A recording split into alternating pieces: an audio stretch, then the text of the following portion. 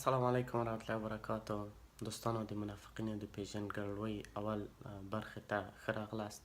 ځانو نن به زه تاسو ته یو منافق معرفي کړم چې د دې نوم نبیل قریشي ده.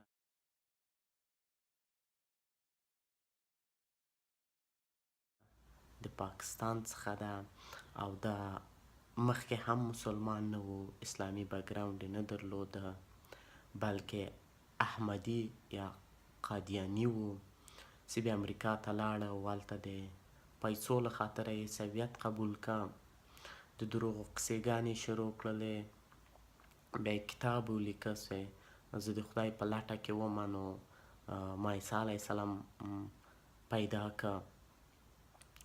بیا دا نفر ډېر مشهوره سو، ډېرې پیسې ورته جمع سولې، بیا دا ډېر مشهورو جایانو ته به تله، خبرې به یې کولې، د اسلام باره کې به یې خبرې کولې، غلط بیانات به یې ول، بیا به یې د خپل قصې بیانولې چې ما عیسی علیه السلام په خپل خوب ولیده چې ماته ویله راسه عیسی وایسه او داسې دا رقم دروغ هغه یې شروع کړ. بیا اسلام پسې پروپاګند شروع کړه. نو د دې دروغ ویل به زه د هغې د خبرو څخه تاسو ته ثابته کړم.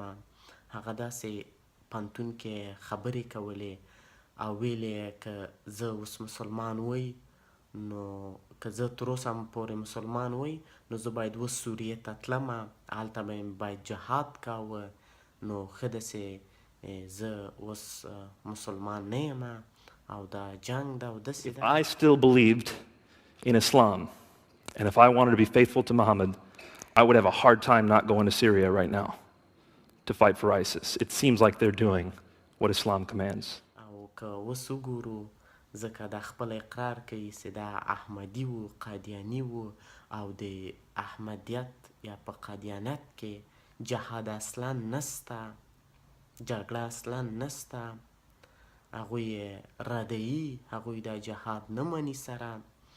نو دلته ګوره په واضح ډول د دې منافقت تاسو لیدلی سئ.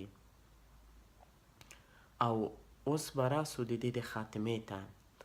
دا نبیل قریشي بیا پروسه کال په سرطان مرض باندې گرفتاره سو او پروسه کال دا د سرطان مرض له سره مړ سو.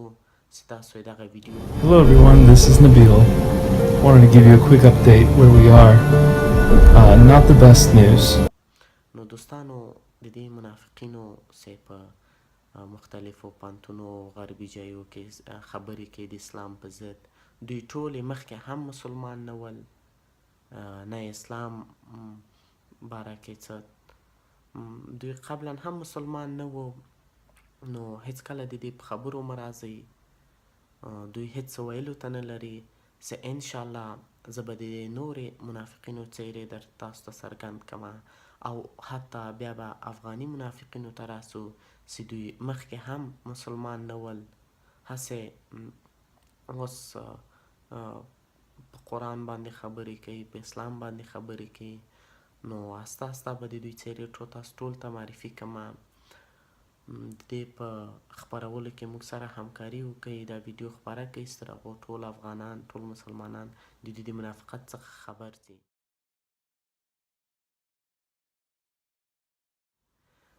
مننه، ښې چارې، خدای په امان.